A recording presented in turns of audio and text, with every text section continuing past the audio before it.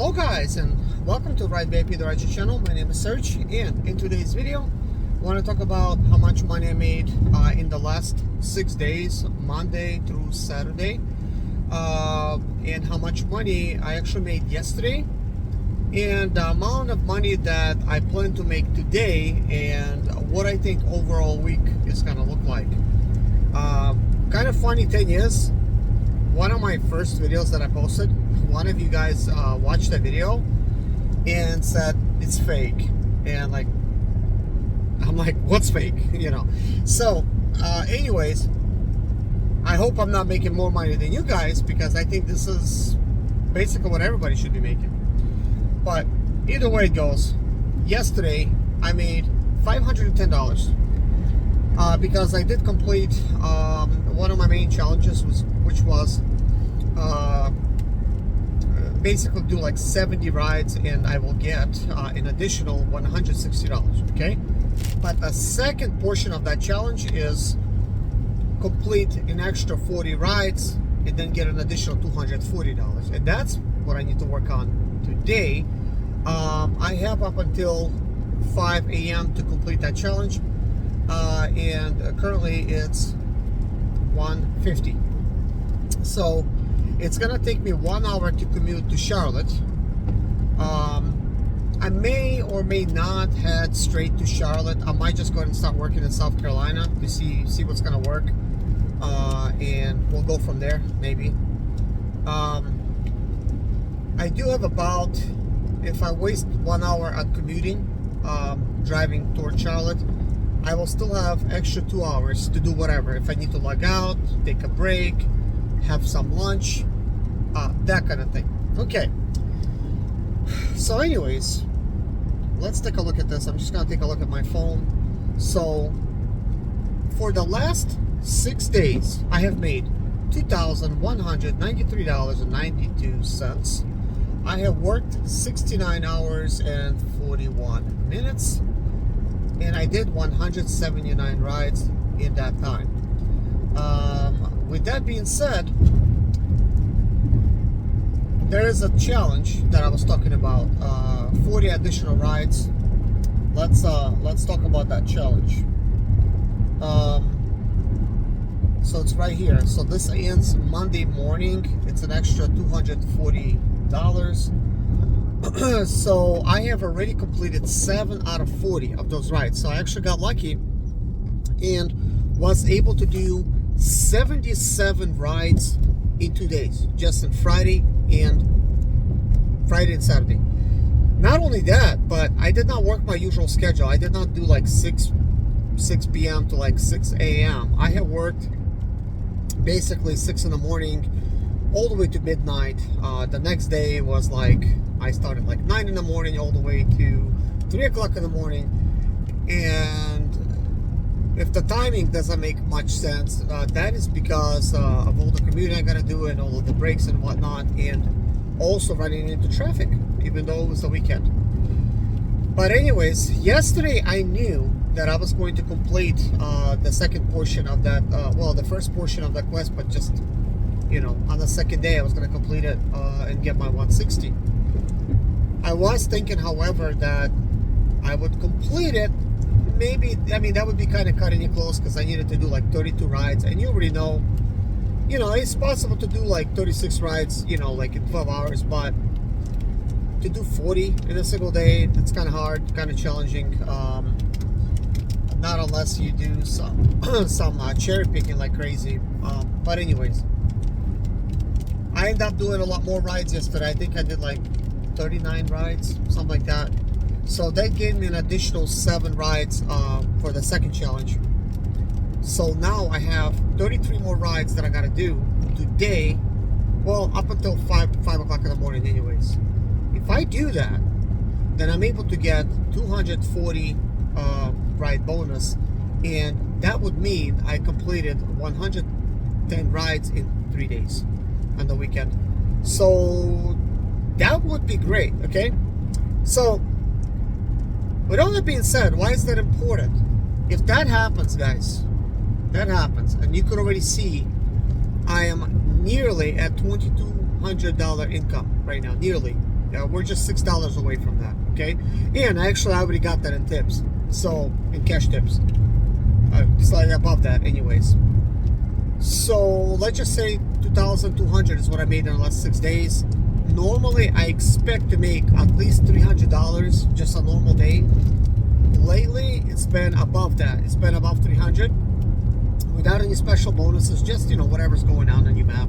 If you take part in that, like any kind of ride streaks and surges that's going on, and you cherry pick a little bit. Like normally, I was averaging with tips and everything $360 a day. Like I started making that much. So of course, yesterday I made $510 in a single day just because I completed that challenge. But with all that aside, if I complete today's challenge and get to $240, I still expect myself to at least make $300 for the shift. So that would be like what? Like $540. So you add $540 to $2,200. So I'm gonna be like well into $2,700 territory. That would be kind of crazy. I don't think I've ever made that much in a whole week. I worked as much as I have in the week before, and I made a little bit less, but I still made pretty good. Normally I do really well when it comes to working for Uber Lyft. I mean, I know what I'm doing to make money. I downplay it, but the thing is, I know what I'm doing. Like everybody got their own strategy. I'm not saying my strategy is better than your strategy or vice versa. You got to have a strategy that works for you. Now, in my strategy currently, I wanted to keep a really good rating, like to have a really good level. So yesterday, I actually was able to make it to elite level. So now my account is elite status. So I'm no longer platinum, because platinum used to be like the highest level, and that was like the highest you could go for a while, at least in my area. And then I started seeing platinum plus, but now I guess the platinum plus became an elite level, and I have reached elite level territory, which is great. I'm not even going to go into any of the benefits because I haven't even looked myself, because I kind of don't care, but I care. What do I mean by that? I do think that level does have something to do with your success. I do think that, okay? Anytime I had a really good level rating, okay, like I'm talking about like, like the highest status you could get, whether it's diamond for Uber, which I did have, whether now it's going to be like, it was platinum for me for Lyft, maybe even platinum plus. I just did not notice it because I was hustling like crazy. But now, like, here's what I think: whether you're a diamond or elite status for Lyft, I do think it matters. I do believe that AI, algorithm, or whatever you want to call it on the Lyft platform, they will reward people with the highest status. Hey, I could be wrong, but that's a gut feeling, and I'm usually not wrong about a gut feeling. I just go with it. I could be wrong in your book, but in mine, so far it has worked out. So anytime I had a really good level and I just stuck with the program and just, like I strategize, don't get me wrong. I will not accept garbage, okay? So don't think I'm over here accepting garbage. I wouldn't be making as much as I am accepting garbage. But at the same time, if I'm constantly going to be denying ride requests, I'm not going to be able to have the status. So this is sort of like a balancing act. One of the reasons I'm actually able to keep my status and still be able to do these bonuses without really like cherry picking out of those rides. And I know what you're thinking, you think that you need to cherry pick not to accept garbage rides. Occasionally something's going to come up that doesn't make sense. I'm just not going to do it. But overall, if you do stuff that's reasonable, you will still come out on top.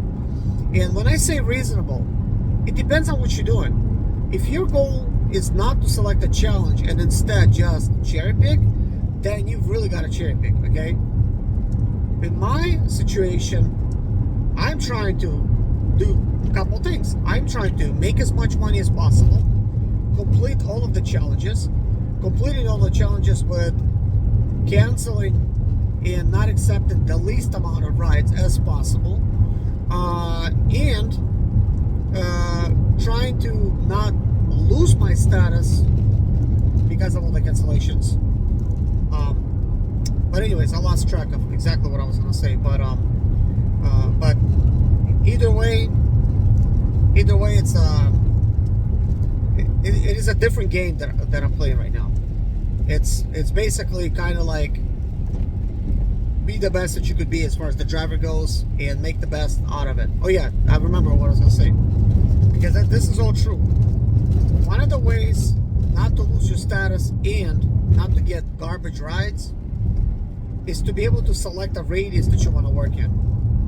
That controls the length that you gotta drive to pick up somebody and drop off somebody. And typically that works out for me at about $1 a mile, at the very least. Actually, it's been working out even better for me. But with that being said, as a platinum, I had 4 of those options to be able to select the area. But as an elite, I now have 6. So now I could actually have 6 chances. But each time you basically use it, you got 3 hours. So like you select an area you want to work in, you get 3 hours. So it kicks you off in 12 hours anyways. So 4 is plenty, in my opinion. I am curious though, since now I became elite, if I'm gonna see any difference at all or not. Will I get better ride requests or not? I mean, it's not going to be like an exact science. I'm not really taking screenshots of all the ride requests like I used to. Still got plenty of them on my phone. Some of them still, they're not like the best, but here's what I think. Because we're kind of working for an algorithm or AI, it sees how much money we're making per hour. And if you're a certain status, the company does not want to lose you, because they know that you're a reliable, dependable driver. It costs a lot of money for them to find new ones with all the bonuses that they're paying out, right?